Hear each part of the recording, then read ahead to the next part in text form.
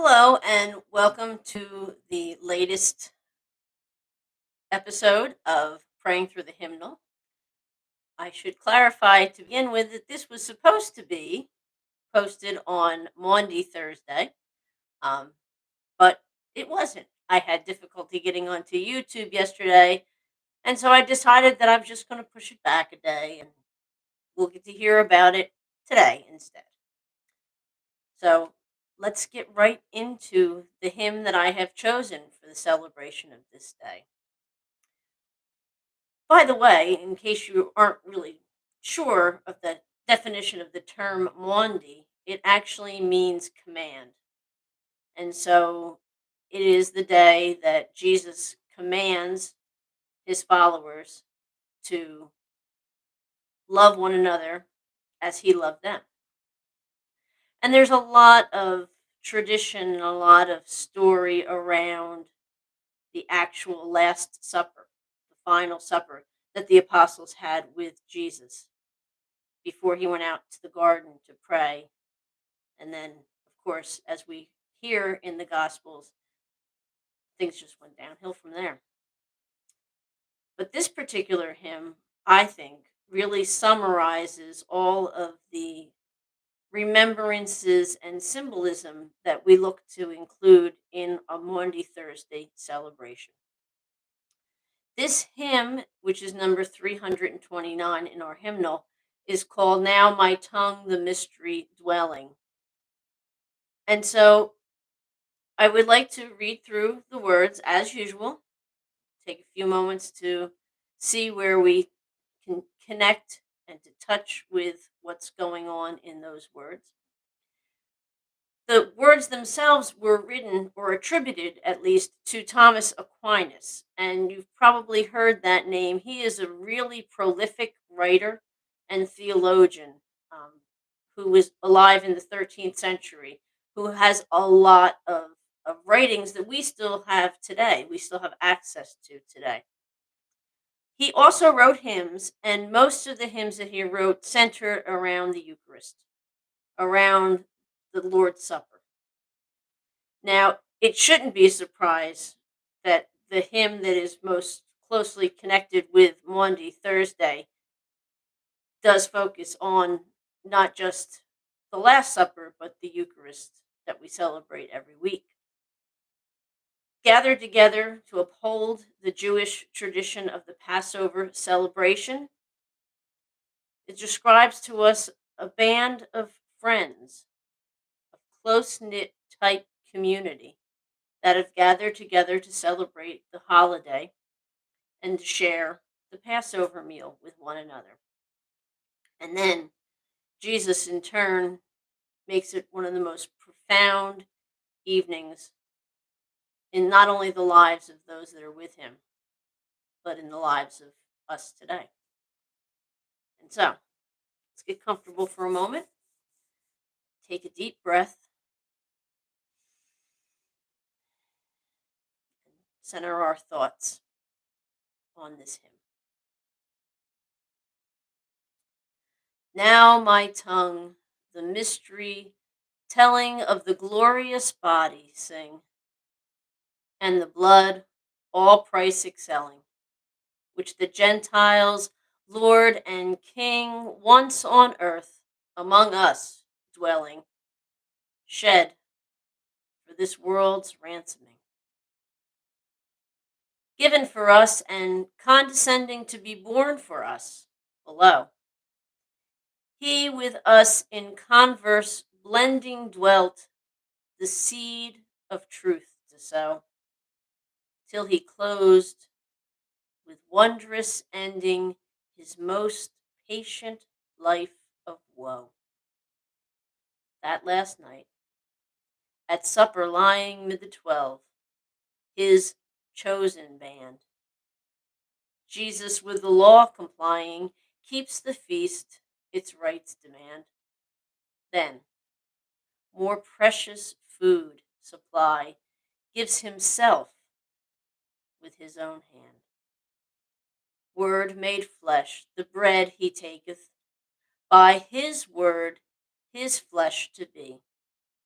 Wine His sacred blood he maketh, though the senses fail to see.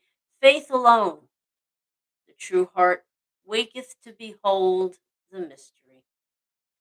Therefore we, before him bending, this great sacrament revere. Types and shadows have their ending, for the newer rite is here. Faith, our outward sense befriending, makes our inward vision clear. Glory let us give, and blessing to the Father and to the Son. Honor, thanks, and praise addressing, while eternal ages run. Ever to his love confessing, whom from both, with both, is one.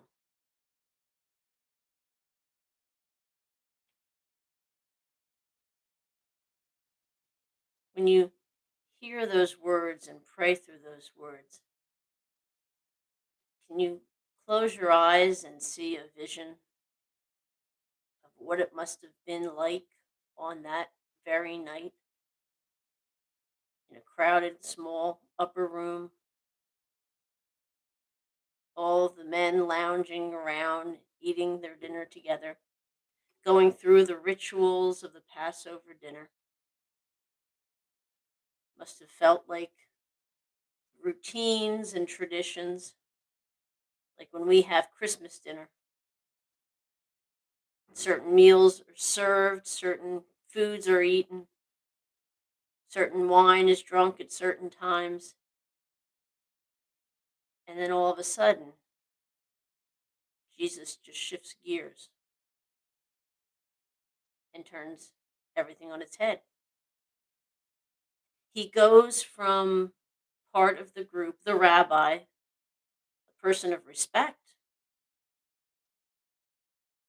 and he goes and he takes a towel and a bowl of water and washes the feet of all of those in the room.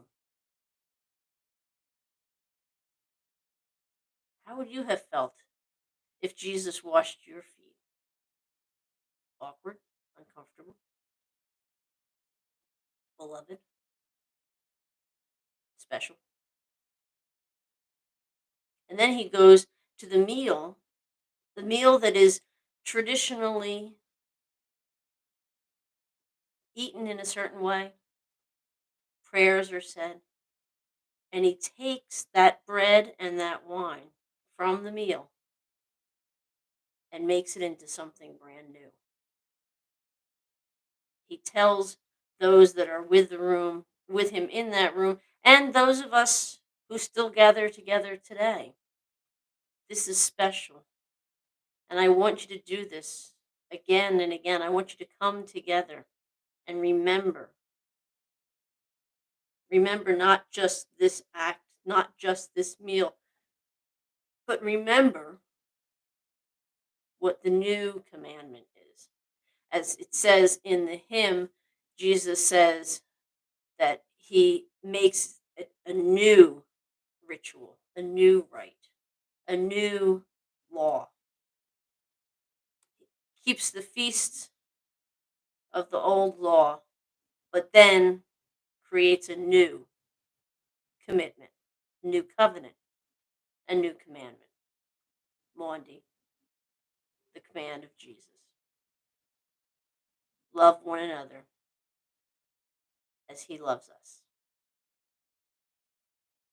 So let's hear the words of the hymn again.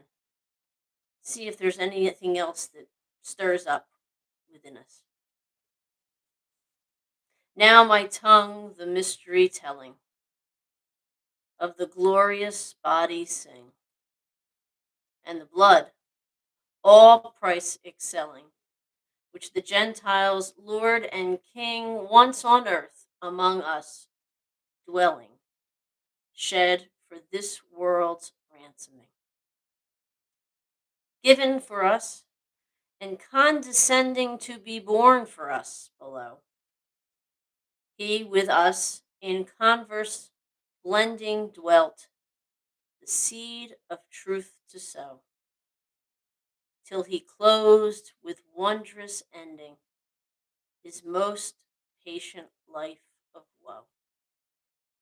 That last night at supper, lying mid the 12, his chosen band, Jesus, with the law complying, keeps the feast its rights demand, then more precious food supply, gives himself with his own hand. Word made flesh, the bread he taketh, by his word his flesh to be, wine his sacred blood he maketh, though the senses fail to see, faith alone the true heart waketh, to behold the mystery. Therefore we, before him, bending this great sacrament revere. Types and shadows have their ending, for the newer rite is here. Faith, our outward sense befriending, makes our inward vision clear. Glory let us give and blessing to the Father and the Son, honor, thanks, and praise addressing, while eternal ages run. Ever to his love confessing, whom from both, with both, is one. I love the idea that it's open to interpretation in that one particular verse where it speaks about our senses fail to see the change from bread and wine to the body and blood, but faith alone in our hearts knows what happens and knows the mystery of the Eucharist. That's very, very profound. But I want to leave you today with an equally profound thought, something to just contemplate over the next couple of days. What if you were in that upper room? What if you were one of those hand selected people who was sitting down to have a celebratory dinner with Jesus? And amidst the normal routine, the fun, the enjoyment, he's continuing to teach, teaching that it's that to be the first, you must be the last. If you come to others, that you should serve them and not expect to be served.